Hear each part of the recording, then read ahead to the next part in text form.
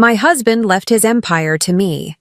My stepson sued, claiming I was an uneducated housewife who manipulated him. He hired the city's top lawyer to destroy me. As I entered the courtroom, the opposing lawyer turned pale, dropped his briefcase, and bowed. "It's really you! I can't believe it!" Stepson had no idea who I truly was. "I'm glad to have you here. Follow my story until the end and comment the city you're watching from, so I can see how far my story has reached. My name is Marcia. I'm 67 years old, and today I learned what it feels like to be called just a housewife in a courtroom full of strangers." The morning started like any other since Richard's death 6 months ago. I made my coffee in the same ceramic mug he bought me for our 15th anniversary, sat at the kitchen table where we'd shared 20 years of breakfasts, and tried to pretend the silence didn't suffocate me.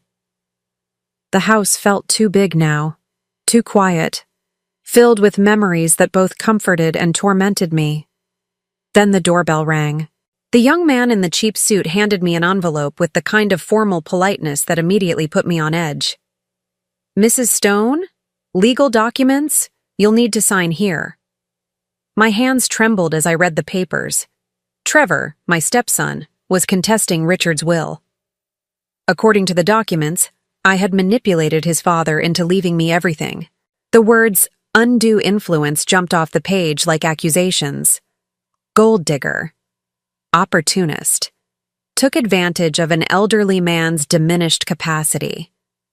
I sank into Richard's old leather chair, the one where he used to read his evening newspaper, and felt the world shift beneath my feet. 20 years of marriage, 20 years of caring for this family, and this was how it ended. The courthouse smelled of old wood polish and broken dreams. I walked through those marble hallways in my simple navy dress, the same one I'd worn to Richard's funeral, clutching my small purse like a lifeline. Every step echoed in the vast space, making me feel smaller and more insignificant with each sound. Trevor was already there when I arrived, sitting at a polished mahogany table that probably cost more than most people's cars. He wore a charcoal suit that screamed money, his dark hair slicked back, and that familiar smirk I'd grown to despise over the years. Next to him sat his lawyer, Jonathan Pierce, whose reputation preceded him like a warning. $300 an hour, they said. The best money could buy. I had no lawyer. I couldn't afford one, not really. Not without dipping into the inheritance that Trevor was trying to steal from me. "All rise," the bailiff announced, and Judge Hamilton entered the courtroom. He was younger than I expected, maybe 55, with graying temples and the kind of serious expression that comes from years of listening to people's worst moments. The proceedings began with Jonathan Pierce's opening statement. His voice was smooth, practiced, the kind that could make lies sound like gospel truth. "Your Honor, we're here today because an innocent man's final wishes have been perverted by a calculating woman who saw opportunity in an aging widower's loneliness." I felt the blood drain from my face. Around me, the few spectators in the courtroom murmured their disapproval. Pierce continued, painting me as a predator who'd swooped in to steal from Richard's real family. "Mrs. Stone," he said, my name dripping with disdain, "married the deceased after a suspiciously brief courtship. She has no children of her own, no career to speak of, no independent source of income. She was, by all accounts, nothing more than a housewife entirely dependent on my client's father for financial support." Trevor leaned back in his chair, that same arrogant expression he'd worn since he was 12 years old, and I'd first married his father. I remembered trying to bond with him then, making his favorite pancakes on Saturday mornings, helping with homework he didn't want help with, attending school plays where he pretended not to see me in the audience. "Furthermore," Pierce continued, "Mrs. Stone isolated the deceased from his son, poisoning their relationship and ensuring her position as sole beneficiary of an estate worth $8,500,000. The number hung in the air like an accusation. I'd never thought of Richard's money as mine. It was just there, like the air we breathed, the foundation that allowed us to live comfortably while I took care of him, of our home, of the life we'd built together. Judge Hamilton leaned forward. "And what evidence do you have of this alleged manipulation, Mr. Pierce?" "We have documentation showing that Mrs. Stone actively discouraged my client from visiting his father during the final years of his life. Phone records, witness statements from neighbors who observed her controlling behavior." I wanted to stand up and scream. Those discouraged visits were because Trevor only came around when he needed money. Those phone records showed me trying to reach Trevor when his father was dying, begging him to come home one last time.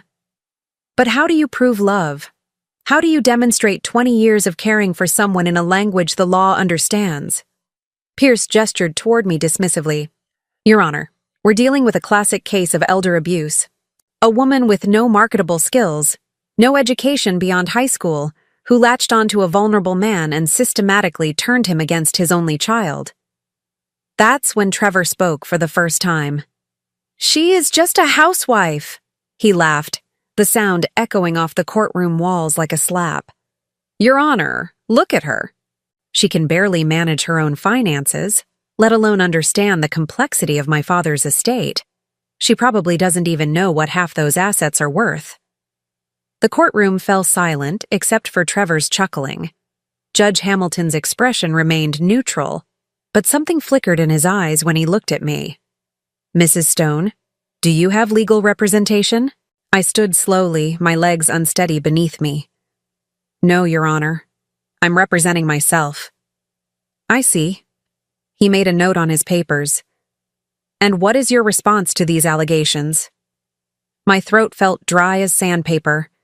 20 years of morning coffee and evening wine, of birthday dinners and anniversary celebrations, of holding Richard's hand through 2 surgeries and countless doctor's appointments.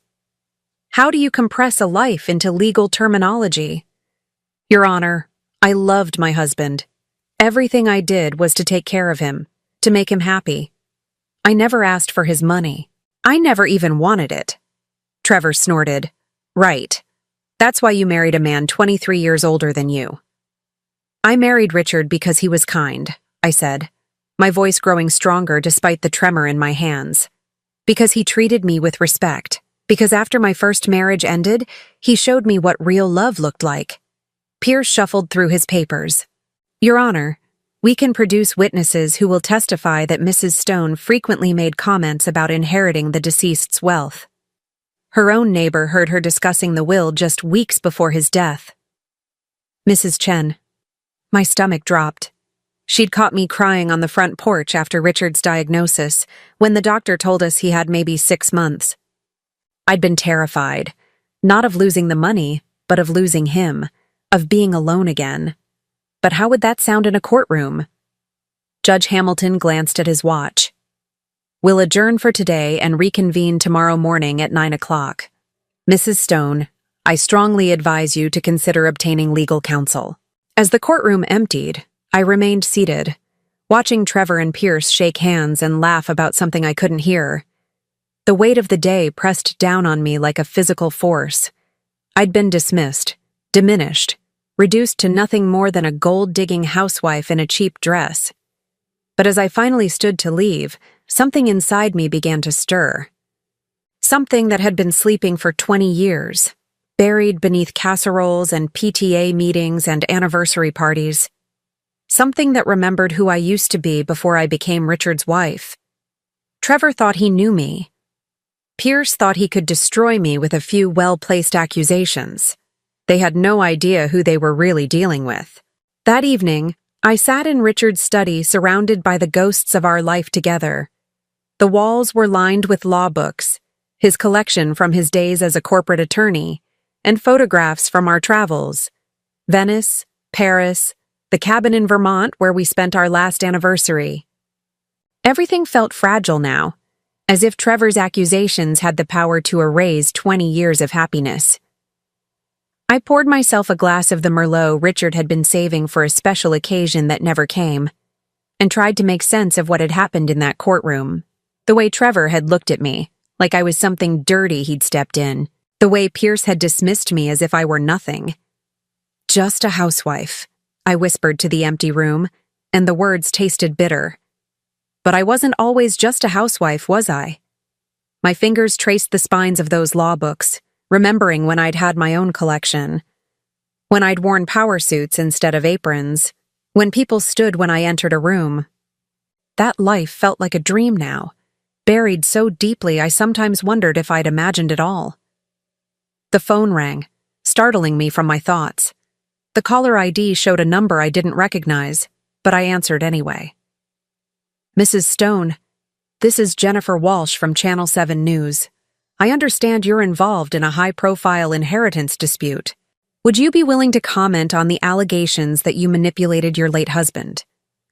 I hung up without a word, but the phone rang again immediately. Then again. By the fourth call, I disconnected it entirely. Somehow, word had gotten out. Tomorrow, I'd probably see my face on the morning news, portrayed as the wicked stepmother who'd stolen a dying man's fortune. I climbed the stairs to our bedroom, my bedroom now, and caught sight of myself in the mirror. Gray hair pulled back in a simple bun, face lined with years of laughter and worry, wearing the same style of modest dress I'd worn for the past 2 decades. I looked exactly like what Trevor had called me, just a housewife. But as I opened the jewelry box on my dresser to put away my wedding ring for the night, my fingers found something else. Hidden beneath the velvet lining was a small key I'd forgotten about. The key to Richard's desk drawer, the one he'd always kept locked.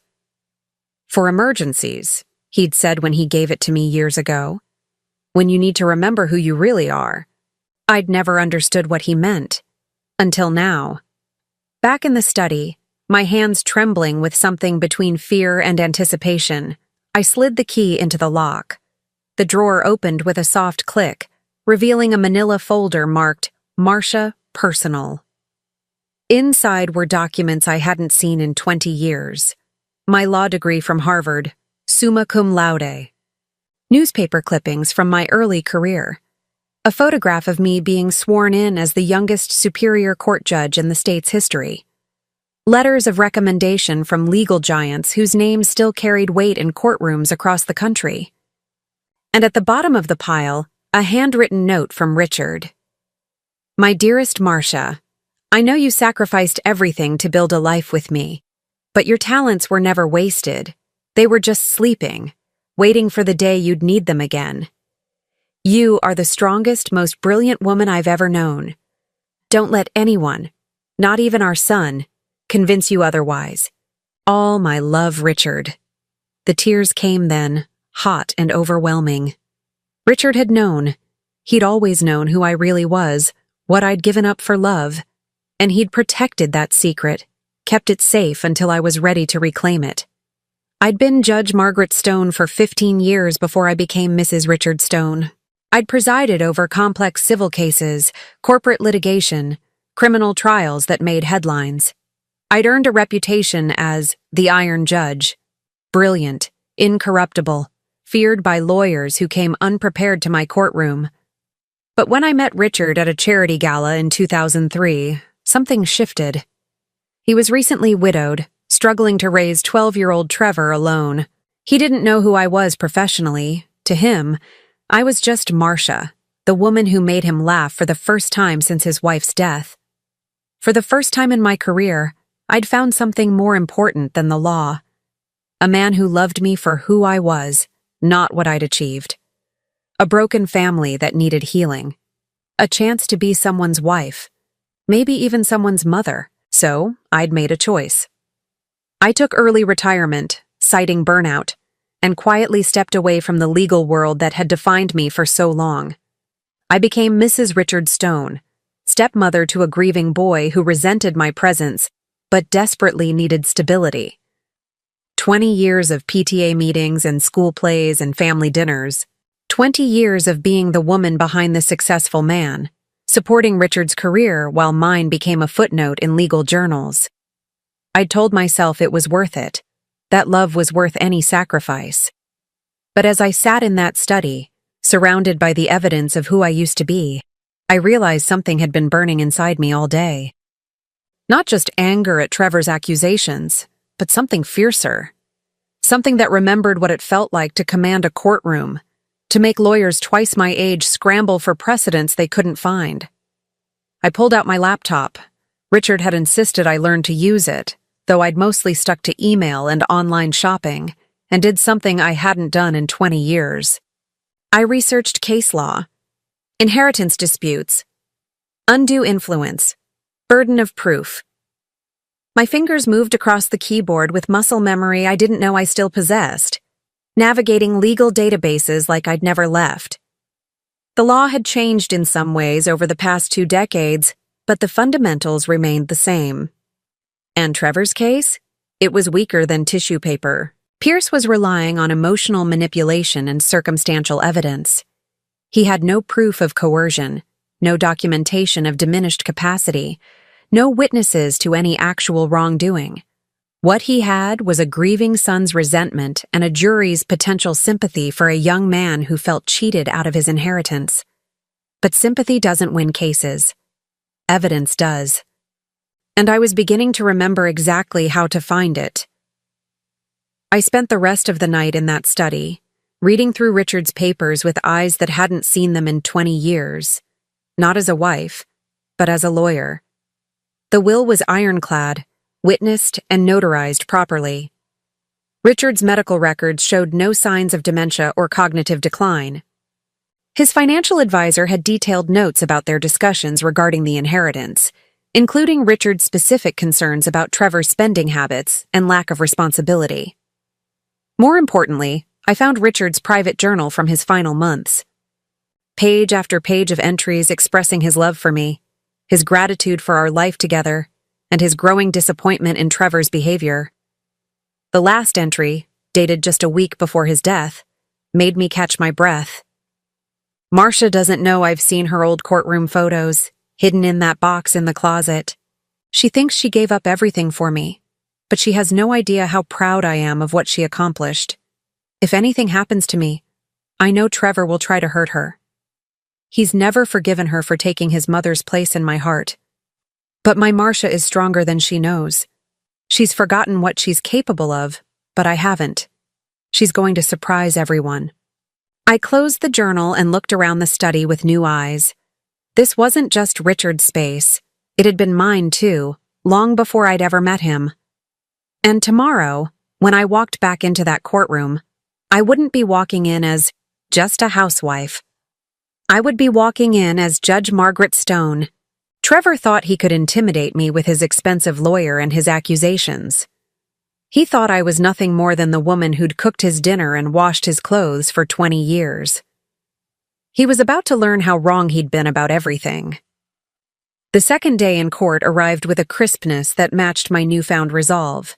I dressed carefully that morning, choosing the same navy dress from the day before, but this time I carried myself differently. My spine was straighter, my steps more measured. I was still playing the role of the grieving housewife, but underneath, something had awakened. Trevor and Pierce were already at their table when I arrived, deep in conversation over stacks of papers. Pierce looked confident, almost bored, like a man who'd already won. Trevor wore that same smirk, occasionally glancing my way as if I were an amusing sideshow. Judge Hamilton entered promptly at 9 o'clock, and I noticed something I'd missed yesterday. The way he carried himself, the careful precision of his movements. He reminded me of the young attorneys who used to appear in my courtroom, the ones who'd studied every case precedent and still trembled when they stood to speak. "Mr. Pierce," Judge Hamilton said, "you may call your first witness." "Thank you, Your Honor. I'd like to call Mrs. Elizabeth Chen to the stand." My stomach clenched as my neighbor took the oath. Mrs. Chen had lived next door for 8 years, always polite but distant. I'd helped her with groceries after her hip surgery, brought her soup when she had the flu. But as she settled into the witness chair, she wouldn't meet my eyes. Pierce approached her with the practiced ease of a predator who'd cornered his prey. "Mrs. Chen, how well did you know the deceased, Richard Stone?"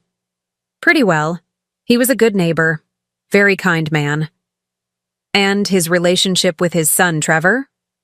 Mrs. Chen shifted uncomfortably. "Well, I didn't see Trevor visit very often in the last few years." Did Mrs. Stone ever discuss this with you? Sometimes. Her voice was barely above a whisper.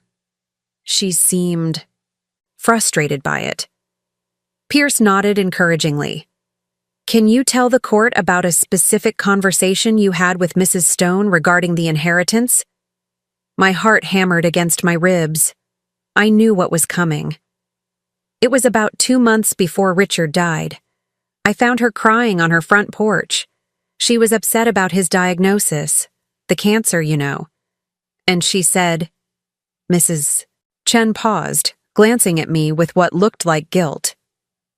She said she was scared of what would happen to her when he was gone, that she'd given up everything for him, and Trevor would probably try to take it all away from her. The courtroom was dead silent. Pierce let the words hang in the air like smoke. Did she mention the will specifically? She said Richard had promised to take care of her, but she was worried Trevor wouldn't honor that promise. Pierce smiled. No further questions. Judge Hamilton looked at me. Mrs. Stone, do you wish to cross-examine the witness? I stood slowly, my legs steadier than they'd been yesterday. Something was stirring in my chest. Not panic, but calculation. Yes, Your Honor. I approached Mrs. Chen, noting how she flinched slightly. Poor woman. She had no idea she was about to become my first piece of evidence that things weren't what they seemed. Mrs. Chen, you testified that I was crying on my porch when we had this conversation. Can you tell the court why I was crying? She blinked, clearly not expecting this question. Because Richard was dying? Specifically, what had I just learned that day? Pierce started to object, but Judge Hamilton waved him off. I'll allow it. Mrs. Chen looked confused. The doctor had told you both that morning that the treatments weren't working, that he had maybe 6 weeks left. 6 weeks, I repeated, letting the words settle. Mrs. Chen, in your opinion, was I crying because my husband was dying, or because I was worried about money? Because he was dying, she said immediately, then looked stricken as she realized what she'd admitted. And when I mentioned being scared of what would happen when he was gone, did I say I was scared of being poor? Or did I say I was scared of being alone? Mrs. Chen's voice was barely audible. You said you were scared of being alone, that you didn't know how to live without him. I nodded. Thank you, Mrs. Chen. No further questions.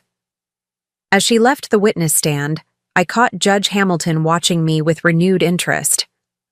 There had been something in my questioning, a precision, a control, that didn't match the image of a helpless housewife.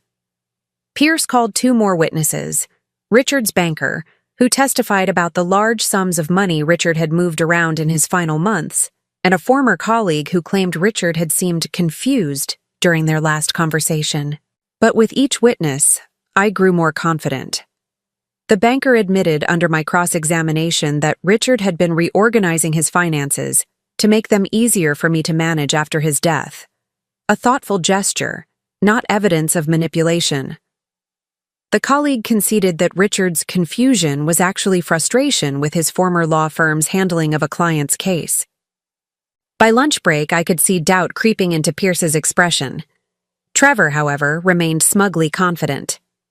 You're doing better than expected, Judge Hamilton said quietly as we prepared to recess. But I have to ask, Mrs. Stone, what's your full legal name? The question hit me like electricity. I'm sorry, Your Honor. For the court records, your full legal name. My mouth went dry. This was it, the moment I'd been both dreading and anticipating. Margaret Stone, Your Honor, but I go by Marcia. Judge Hamilton's pen froze over his notepad. His eyes snapped up to mine, and I saw the exact moment recognition dawned. Margaret Stone, he repeated slowly. As in, Judge Margaret Stone? The courtroom went deadly silent. Trevor's head whipped around to stare at me. Pierce's confident expression cracked like thin ice. I was Judge Margaret Stone, I said quietly. I retired 20 years ago. Trevor shot to his feet. What? That's impossible. You're just a housewife, I finished for him. Yes, I heard you yesterday. Pierce was frantically whispering to Trevor, both of them looking like they'd seen a ghost. Judge Hamilton was staring at me with something approaching awe. Your Honor, Pierce said, his voice strained. This is the first we're hearing of any legal background. We request time to— To what? Judge Hamilton's voice was sharp. To research the woman you've been calling an uneducated gold digger? Mr. Pierce, did you not investigate the background of the opposing party? Pierce's face had gone pale. We conducted standard background checks, Your Honor. There was no indication of any legal career. Because I took my husband's name and retired from public life, I said simply. But my bar membership is still active. I've kept up with continuing education requirements. I am, in fact, qualified to represent myself in this matter. The weight of what was happening began to settle over the courtroom. Trevor looked like he was about to be sick. Pierce was shuffling through papers as if he could find some magic solution to the disaster unfolding before him.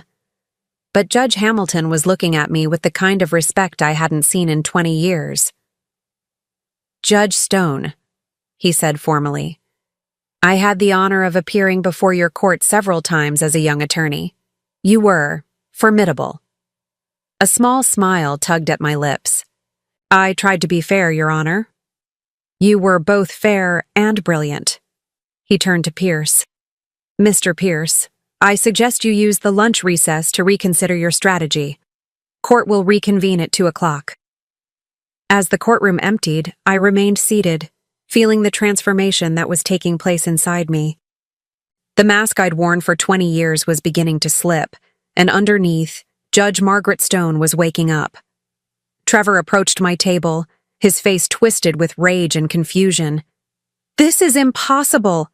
You can't be a judge. Judges don't just become housewives. I looked up at him, really looked at him, for the first time in years. Not as his stepmother, not as the woman who'd tried so hard to earn his love, but as the judge who'd spent 15 years sizing up liars and manipulators. Some of us, I said quietly, chose love over power, Trevor. But that doesn't mean we forgot how to fight when we need to. His mouth opened and closed like a fish gasping for air. Behind him, Pierce was making frantic phone calls, probably trying to figure out how badly they'd just miscalculated. As I gathered my things to leave for lunch, I felt lighter than I had in months. The grief was still there. I would always miss Richard. But underneath it was something I'd thought was gone forever. The thrill of the hunt. The satisfaction of watching a weak case crumble under scrutiny. Judge Margaret Stone was back, and she was ready for war. The afternoon session felt different from the moment I walked back into that courtroom. Word had spread during the lunch break. I could see it in the way people looked at me, in the hushed conversations that stopped when I passed. The local legal community was small, and apparently, the return of Judge Margaret Stone was news. Trevor sat slumped in his chair like a deflated balloon. Pierce kept glancing at me with the expression of a man who'd just realized he'd brought a knife to a gunfight. But it was Judge Hamilton's demeanor that had changed most dramatically. Where yesterday he'd looked at me with polite sympathy, now there was something approaching deference in his eyes. Before we proceed, Judge Hamilton said once court was in session, I want to address what was revealed this morning. Mrs. Stone, I need to ask, are you planning to continue representing yourself or will you be seeking counsel? I stood, and for the first time in 20 years, I felt the full weight of my professional authority settle around my shoulders like a familiar coat. I will continue representing myself, Your Honor. I believe I'm adequately qualified. A ripple of quiet laughter went through the courtroom. Judge Hamilton's lips twitched. I think that's safe to say. Mr. Pierce, do you wish to continue with your case as planned? Pierce looked like he wanted to disappear into the floor, but he nodded. Yes, Your Honor. I'd like to call Trevor Stone to the stand. This would be interesting. I'd watched Trevor lie to his father, to teachers, to girlfriends, and to himself for 20 years. But he'd never been cross-examined by someone who'd spent 15 years spotting deception from the bench. Trevor took the oath with all the swagger he could muster, but I could see the nervousness in the way he kept glancing at me. Pierce led him through his testimony carefully. The distant relationship with his father, the sudden marriage to a much younger woman, the isolation he claimed to have experienced. "In your opinion," Pierce asked, "did Mrs. Stone deliberately interfere with your relationship with your father?" "Absolutely," Trevor said, his confidence returning as he warmed to his favorite subject, himself. "She was always there, always hovering, making it clear I wasn't welcome in my own father's house." "Can you give the court a specific example?" Trevor's eyes lit up. "Last Christmas, I came to visit for 3 days, and she made sure every minute was scheduled with her activities. Shopping, dinner parties with her friends, holiday movies she wanted to watch. When I tried to have a private conversation with my dad, she'd always interrupt with something that supposedly couldn't wait." Pierce nodded sympathetically. "How did this make you feel?" "Like she was deliberately keeping me from my father. Like she was afraid of what he might say if we were alone together." It was a compelling story, delivered with just the right amount of wounded emotion. If I'd still been the grieving housewife from yesterday morning, it might have devastated me. But I wasn't her anymore. "Mr. Pierce," Judge Hamilton said, "your witness." I stood and approached Trevor with measured steps. He tried to maintain his confident expression, but I could see the first cracks forming. "Trevor," I said, my voice carrying the authority I'd forgotten I possessed, "you testified that you came to visit your father last Christmas for 3 days. Is that correct?" "Yes. And before that visit, when was the last time you'd seen your father?" Trevor shifted in his seat. "I don't remember exactly." "Let me help refresh your memory." I pulled out a document from the folder I'd compiled the night before. "According to your father's calendar, which he kept meticulously, your last visit before Christmas was 14 months earlier. Does that sound accurate?" "Maybe. We talked on the phone." "How often?" "Another shift. Regularly." "Trevor, I'm going to show you your father's phone records, which are part of his estate documents." I handed him a paper. "Can you tell the court how many times you called your father in the 6 months before his death?" He stared at the paper, his face flushing. These might not be complete." "They are complete, Trevor. The answer is 3 times. 3 calls in 6 months, each lasting less than 10 minutes. Does that match your definition of regularly?" Pierce was on his feet. "Objection, Your Honor. Mrs. Stone is testifying rather than questioning." "Sustained," Judge Hamilton said, but there was no disapproval in his voice. "Please rephrase, Mrs. Stone." I smiled slightly. It had been 20 years, but the rhythm of courtroom combat was coming back to me like riding a bicycle. "Trevor, based on these phone records, would you say you were in close, regular contact with your father?" "We had a complicated relationship," he said defensively. "Indeed. Now you testified that I scheduled activities to prevent you from having private conversations with your father. Do you recall what those activities were?" "Shopping, dinner parties, movies." "Specifically, Trevor, what shopping?" He looked confused. "I don't remember." "The shopping was for your father's medications, which required a special trip to a pharmacy 30 miles away because they were the only ones who could compound his pain medication properly. The dinner parties were actually one dinner party, a surprise celebration for your father's 70th birthday, which you'd forgotten about until I reminded you. And the movies were films from the 1940s that your father loved but could barely hear without the volume turned up extremely loud. Were you aware that your father had severe hearing loss in his final months?" Trevor's mouth opened and closed. No. "So when you interpreted my presence during your conversations as interference, is it possible I was actually helping your father hear what you were saying?" The courtroom was completely silent now. I could see the jurors. Yes, we'd somehow ended up with a jury trial, Pierce's mistake, leaning forward with interest. "And Trevor," I continued, my voice softening just slightly. You mentioned being made to feel unwelcome in your father's house. When you arrived for that Christmas visit, where did you sleep? In my old room. The room I'd spent 3 weeks preparing for your visit?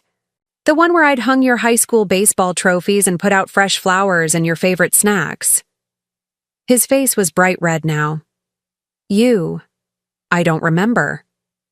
Let me ask you directly, Trevor. In all the years I was married to your father, did I ever, even once, ask you not to visit? Did I ever tell you that you weren't welcome? No, but did I ever refuse to cook your favorite meals when you came home? No. Did I ever fail to include you in family photographs, holiday celebrations, or important events? No. His voice was barely audible. Trevor, is it possible that your feelings about our relationship had more to do with your grief over your mother's death than with anything I actually did or didn't do? Pierce shot to his feet again. Objection. Mrs. Stone is not qualified to make psychological evaluations. I turned to Judge Hamilton with the ghost of a smile. Withdrawn, Your Honor. I'll rephrase. Trevor, when you were 12 years old and I first married your father, what did you call me? Trevor looked like he wanted to disappear. I don't remember. You called me the replacement, I said quietly. And later, when your father asked you to try to be kinder to me, you said, and I quote, "She'll never be my real mom, so why should I pretend to like her?" And the silence in the courtroom was deafening. I could see tears in several jurors' eyes. Trevor, I'm not trying to humiliate you, but I need this court to understand that I spent 20 years trying to earn your love, not trying to steal your father's. I never asked him to choose between us. I simply asked him to let me love you both. Trevor was crying now, ugly, gasping sobs that shook his whole body. You don't understand, he choked out. He loved you more than he ever loved me, more than he loved my mother. I could see it every time he looked at you. And there it was, the truth that had been festering for 20 years. Trevor, I said gently, love isn't a finite resource. Your father's love for me didn't diminish his love for you. It just made our family bigger. Judge Hamilton was watching this exchange with something approaching wonder. Pierce looked like he wanted to crawl under his table and disappear. But Trevor, you're not here because you miss your father or because you feel unloved. You're here because you want his money. So let me ask you one final question. In the week before your father died, when I called you 6 times begging you to come say goodbye, why didn't you come? Trevor's sobs intensified. I was busy. I had work. You were in Las Vegas, Trevor, with your girlfriend, gambling with money your father had given you the month before for your rent. Pierce was frantically shuffling papers, probably looking for some way to object, but what could he say? These were facts, documented and verifiable. While your father was dying, asking for you every day, wondering why his son wouldn't come home, you were at poker tables losing the last money he would ever give you. I let that settle for a moment, watching the jury absorb the full weight of what they were hearing. So when you stand before this court and claim that I manipulated your father, that I stole your inheritance, that I turned him against you, I want you to remember that you did all of that yourself. I just loved him enough to hold his hand while he waited for a son who never came home. Trevor collapsed completely, his whole body shaking with the force of his grief and shame. Judge Hamilton called for a brief recess, but the damage was done. As the courtroom emptied, Pierce approached my table with the look of a man facing his own execution. Judge Stone, he said quietly, I think we may need to discuss a settlement. I looked up at him with the cold precision that had once made seasoned attorneys break into nervous sweats. Mr. Pierce, 24 hours ago you called me an uneducated housewife who manipulated a dying man.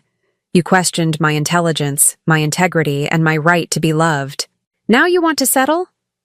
He swallowed hard. Perhaps we were overzealous in our initial approach. Perhaps, I agreed. But I'm not interested in settling anymore. I'm interested in justice. and I'm very, very good at getting it. As Pierce walked away, I felt the last vestiges of the grieving housewife fall away completely. Judge Margaret Stone had returned, and she was ready to finish what they'd started. The next morning brought an unseasonable chill to the courthouse steps, but I felt warmer than I had in months. Word of yesterday's revelation had spread through the legal community overnight. As I walked through the marble hallways, I caught whispered conversations that stopped when I passed, respectful nods from attorneys I didn't recognize, and something I hadn't experienced in 20 years, the electric atmosphere that surrounds a courtroom legend. Trevor looked haggard when I entered the courtroom, his expensive suit wrinkled, dark circles under his eyes suggesting he'd spent the night wrestling with demons he'd kept buried for 2 decades. Pierce sat beside him like a man attending his own funeral, frantically scribbling notes on a yellow legal pad that seemed to offer no salvation. Judge Hamilton entered with the bearing of someone who knew he was about to witness legal history. "Ladies and gentlemen," he said, "before we continue, I want to address the elephant in the room. Yesterday we learned that Mrs. Stone is actually retired Superior Court Judge Margaret Stone, known throughout the legal community for her brilliant jurisprudence and uncompromising integrity. Mr. Pierce, do you wish to make any motions before we proceed?" Pierce stood slowly, his earlier arrogance replaced by something resembling humility. "Your Honor, we move to dismiss all charges of manipulation and undue influence. We acknowledge that we may have been overzealous in our initial assessment of Mrs. Stone's character and capabilities." I felt a cold smile tugging at my lips. 24 hours ago, this would have been victory enough. But something had changed during the long night I'd spent preparing for this moment. This wasn't just about the inheritance anymore. It was about justice for every woman who'd ever been dismissed, diminished, or called just a housewife. I stood before Pierce could sit down. "Your Honor, I object to the dismissal." Judge Hamilton raised an eyebrow. "Mrs. Stone, the plaintiff is attempting to withdraw their case in your favor. You're objecting to winning?" "I'm objecting to settling for less than the full truth, Your Honor. Mr. Pierce and his client have made serious allegations about my character, my competence, and my fitness to inherit my late husband's estate.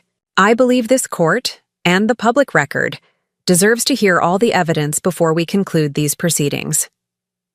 I could see understanding dawning in Judge Hamilton's eyes. He'd been a young attorney when I was on the bench, and he remembered my reputation for thorough, uncompromising justice. "Very well," he said. "Mrs. Stone, you may present your case." I had spent the entire night preparing for this moment, and I was ready. "Your Honor, I call Richard Stone to testify." A murmur rippled through the courtroom. Pierce shot to his feet. "Objection, the witness is deceased." "Not Richard Stone himself, Mr. Pierce." Richard Stone's voice, preserved in video testimony he recorded 3 months before his death, specifically in case his will was ever contested. The silence that followed was deafening. Trevor's face went white as I approached the bailiff with a tablet containing the video file I'd found hidden in Richard's computer files the night before. "Your Honor," I said, "my husband was a meticulous man who understood human nature better than most. He knew that his son might challenge this will, and he wanted his own voice to speak from beyond the grave." The courtroom's attention focused on the large screen as Richard's face appeared, gaunt from his illness but his eyes still sharp with intelligence and determination. "My name is Richard Stone," his recorded voice began, "and I am of sound mind and body as I record this on March 15th, 2024. I am creating this testimony because I fear that after my death, my son Trevor will attempt to contest my will and vilify my beloved wife Marcia in the process."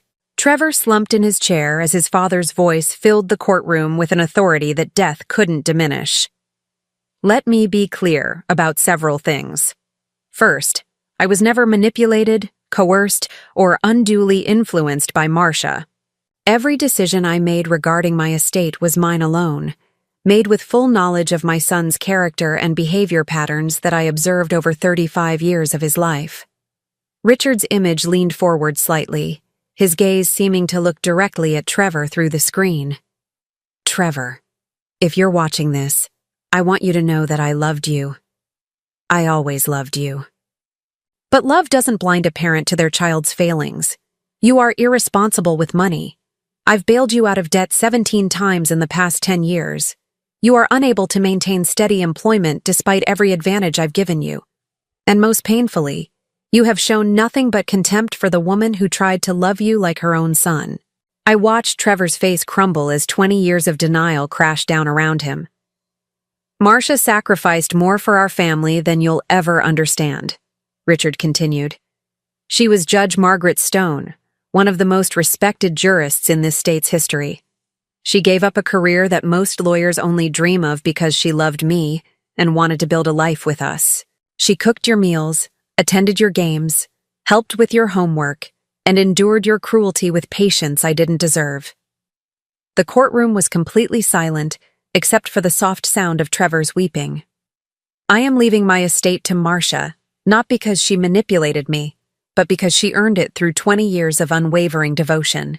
She nursed me through 2 surgeries, held my hand through chemotherapy, and never once complained about the burden I became in my final months.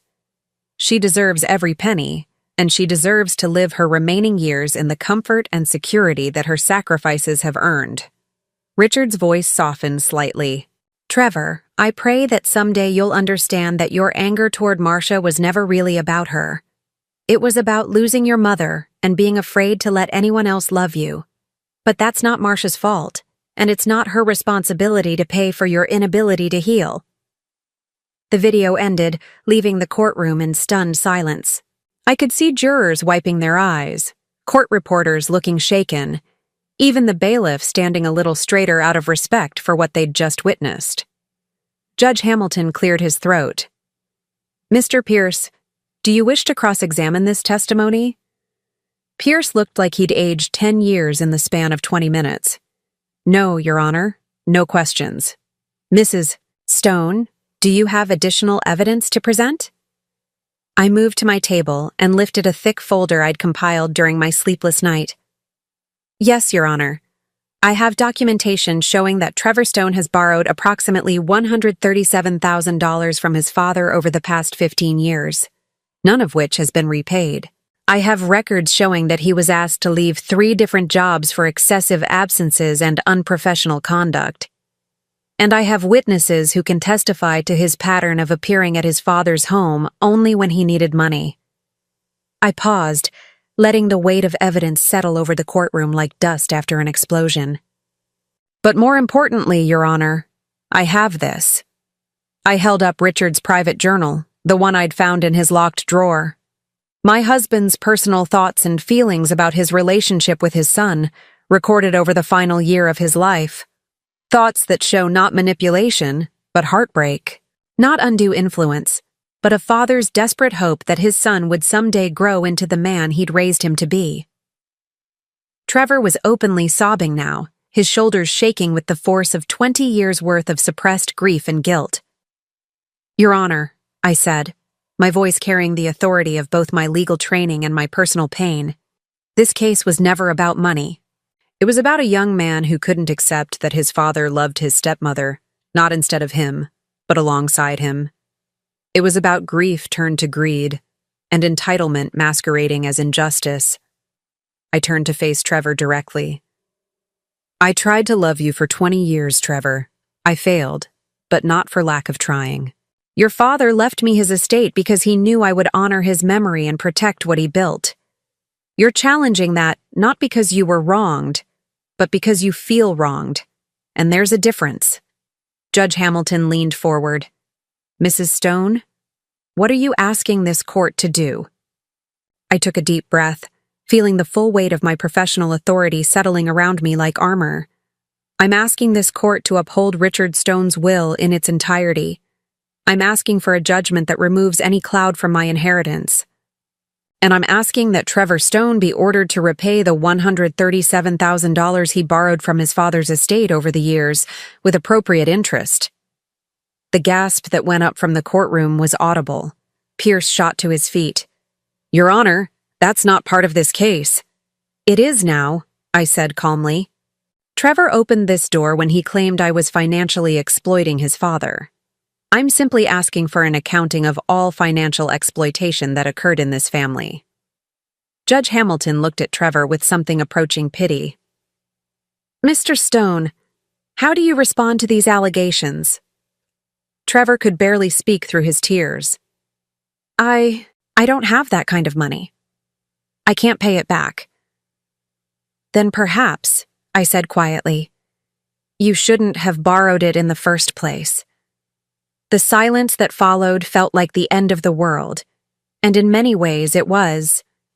The end of Trevor's world of entitlement and denial, the end of his fantasy that he was the wronged party in this family's story. Judge Hamilton spent several minutes reviewing his notes before he spoke. When he finally looked up, his expression was grave.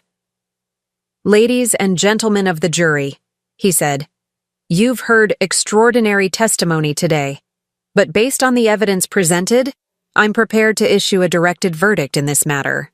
He turned to Trevor and Pierce with the kind of stern authority that had once made me proud to be part of the legal profession. The allegations of undue influence and manipulation are not only unfounded, they are insulting to the memory of Richard Stone and deeply harmful to his widow's reputation. Mrs. Stone has proven beyond any shadow of a doubt that she is not only competent to inherit her husband's estate, but deserving of it through 2 decades of devotion and sacrifice. His gaze shifted to me, and I saw respect there. The kind of respect one legal professional shows another. Furthermore, the evidence of financial irresponsibility and emotional manipulation on the part of Trevor Stone is overwhelming. I find in favor of Mrs. Stone on all counts, and I order Trevor Stone to repay the $137,000 in loans, plus interest calculated at the current federal rate. Trevor's world was ending, but mine was just beginning again. Judge Margaret Stone was back, and justice had been served. 6 months after the trial, I stood in my new law office, looking out at the city skyline through floor-to-ceiling windows. The brass nameplate on my door read, Margaret Stone, Attorney at Law. It felt right in a way nothing had felt right in 20 years. The inheritance case had made headlines throughout the legal community, not just for the dramatic courtroom revelation, but for what happened afterward. Within weeks of the verdict, I'd received dozens of calls from women in similar situations. Widows whose stepchildren were contesting wills, wives whose families dismissed them as just housewives, women who'd sacrificed careers for love and found themselves fighting for respect in their later years. I'd started taking cases again, slowly at first. Pro bono work for women who couldn't afford the kind of high-powered attorneys their opponents could hire. Word spread quickly through the community that Judge Margaret Stone was back, and she was fighting for the underestimated and overlooked. My secretary knocked gently on the door. Mrs. Stone, your 3 o'clock appointment is here. Send her in, please. The woman who entered was in her early 60s, well-dressed but nervous, clutching her purse like a shield. I recognized the look immediately. It was the same expression I'd worn walking into that courtroom 6 months ago. Mrs. Morrison, please, have a seat. She settled into the chair across from my desk, her hands trembling slightly. I'm not sure you can help me, Mrs. Stone. My situation is complicated. I leaned back in my chair, studying her face. Mrs. Morrison, I've learned that the most complicated situations often have the simplest solutions. Tell me what's happening. My husband died 3 months ago. We were married for 18 years. His second marriage, my first. His children from his first marriage are claiming I brainwashed him into changing his will. They're saying I'm just a gold digger who married an older man for his money. The familiar story settled over me like an old song I'd heard too many times. And what's the truth? She looked up at me with eyes full of pain. The truth is that I gave up my nursing career when his first wife died and he needed help raising his teenage daughters. I spent 15 years trying to be a mother to girls who hated me for not being their biological mother. I nursed him through diabetes, through heart surgery, through depression after his business failed. And now they want to paint me as some kind of predator. I nodded, making notes on a yellow legal pad. Do you have documentation of your contributions to the household? Financial records? Medical records? Anything that shows your involvement in his care? I kept everything. Receipts, medical appointments, bank statements showing my nursing salary going toward household expenses. I even have letters he wrote to me about how grateful he was for my sacrifices. I smiled, feeling the familiar thrill of a winnable case. Mrs. Morrison, I think we're going to get along very well. As she left an hour later, armed with a legal strategy and renewed confidence, I reflected on how much my life had changed. The grief over Richard's death was still there. It probably always would be, but it no longer defined me. I'd found purpose again, a reason to get up each morning that went beyond just surviving. My phone buzzed with a text message. The caller ID made my stomach tighten. Trevor. Can we talk? I've been thinking about what you said in court. I stared at the message for a long time before responding. Coffee. Tomorrow at 10. Brewster's on 5th Street. The next morning, I arrived at the coffee shop early and chose a table near the window where I could watch for Trevor's approach. When he finally appeared, I was struck by how different he looked. Gone was the arrogant swagger, the expensive suit, the smirk that had infuriated me for 20 years. He looked older, humbled, like a man who'd been forced to confront some uncomfortable truths about himself. He spotted me and approached hesitantly, as if unsure of his welcome. Marcia, thank you for agreeing to see me. I gestured to the chair across from me. Sit down, Trevor. He ordered coffee, and we sat in uncomfortable silence until it arrived. Finally, he cleared his throat. I owe you an apology, more than an apology. I owe you. I don't know what I owe you. I studied his face, looking for signs of manipulation or ulterior motive. What I saw instead was genuine remorse, and something I'd never seen from him before. Humility. You don't owe me anything, Trevor. Your father already paid all the debts that mattered. He winced. That video he made, watching it, hearing him talk about me like that, it was like seeing myself through someone else's eyes for the first time. And what did you see? He stared into his coffee cup. A spoiled, entitled brat who threw away 20 years of trying to earn love I never deserved in the first place. I felt something shift in my chest. Not forgiveness exactly, but something softer than the anger I'd carried for so long. Trevor, you were 12 years old when I married your father. 12-year-olds don't know how to process grief or how to make room for new people in their hearts. I never expected you to love me immediately. But I never tried, he said, his voice breaking. Not once in 20 years did I ever really try. And the worst part is, I can see now that you never stopped trying with me. We sat in silence for several minutes. Outside the window, life in the city continued its normal rhythm. People hurrying to work, couples holding hands, the endless dance of human connection and disconnection. What happens now? He asked finally. I took a sip of my coffee, considering the question. Now you figure out who you want to be going forward. The trust fund your father established will give you $24,000 a year for life. It's not enough to live extravagantly, but it's enough to supplement a reasonable income while you find your way. He nodded. I got a job. Nothing fancy. Bookkeeping for a small accounting firm.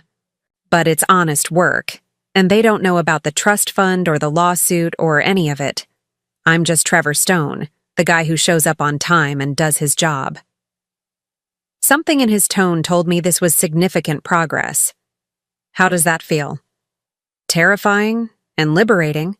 I've never had to be responsible for myself before. Dad was always there to bail me out, and I knew it. Even when I was angry at him, I knew he'd never really let me fail completely. I found myself genuinely curious about this version of Trevor, the one who wasn't performing arrogance or entitlement. And now? Now I have to succeed or fail on my own merits. It's the first time in my life I've ever really tried to earn something instead of just expecting it to be given to me.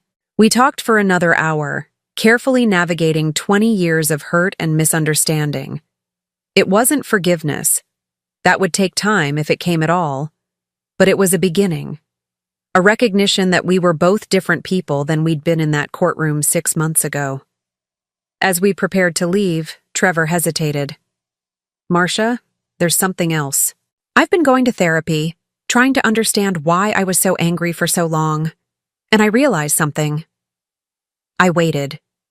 I wasn't angry at you for taking Dad's love away from me. I was angry at you for showing me what real love looked like and realizing I'd never learned how to give it. The words hit me like a physical blow. After 20 years of believing Trevor hated me, the truth was somehow more devastating. He'd been afraid of me. Trevor, I watched you take care of him when he was sick. I watched you put his needs first, always. I watched you sacrifice things you wanted for things we needed. And I knew I wasn't capable of that kind of selflessness. It made me feel small and selfish, and instead of trying to grow into someone better, I just resented you for being everything I wasn't. I felt tears pricking at my eyes. You were a child, Trevor. You weren't supposed to know how to love like that yet. But I'm not a child anymore. And if there's any chance at all, that we could figure out how to be a family, even this late, even after everything I've done, I'd like to try. I looked at this man who'd been my stepson for 20 years, but had never really been my family, and I saw something I'd never seen before. Genuine vulnerability. Genuine desire to change. It would take time, I said carefully. There's a lot of hurt to work through. I have time, and if you're willing, I'd like to start with getting to know the woman who was important enough for my father to change his entire will to protect. I stood to leave, slinging my purse over my shoulder. At the door, I turned back. Trevor, your father loved you. He never stopped loving you. Not even when he was disappointed in you. I hope you know that. His eyes filled with tears. I'm starting to. 6 months later, I stood in the same courtroom where everything had changed, this time representing a 72-year-old woman whose stepchildren were trying to have her declared incompetent. The opposing counsel was young, cocky, clearly believing this would be an easy victory against an elderly widow. They had no idea who they were dealing with. As I rose to deliver my opening statement, I felt the full weight of my authority, my experience, and my purpose settle around me like armor. I was Judge Margaret Stone, attorney at law, protector of the underestimated and defender of the dismissed. And I was exactly where I belonged. Your Honor, ladies and gentlemen of the jury, I began, my voice carrying the confidence of a woman who'd found her way back to herself. This case is about more than an inheritance. It's about a society that assumes a woman's worth diminishes with age, that believes a widow's grief makes her an easy target for exploitation. I paused, letting my eyes sweep across the courtroom. Today, we're going to prove them wrong. Behind me, in the gallery, sat Mrs. Morrison, whose case I'd won 3 months earlier. Next to her was Mrs. Chen, the neighbor who'd testified against me but had later become one of my strongest advocates. And in the back row, wearing a simple suit and looking nervous but proud, sat Trevor. My family. Not the one I'd been born into or married into, but the one I'd built through battle, through loss, through the decision to stop hiding who I really was. The phoenix had risen from the ashes, and she was ready to fight. Now I'm curious about you who listened to my story. What would you do if you were in my place? Have you ever been through something similar? Comment below, and meanwhile, I'm leaving on the final screen 2 other stories that are channel favorites, and they will definitely surprise you. Thank you for watching until here.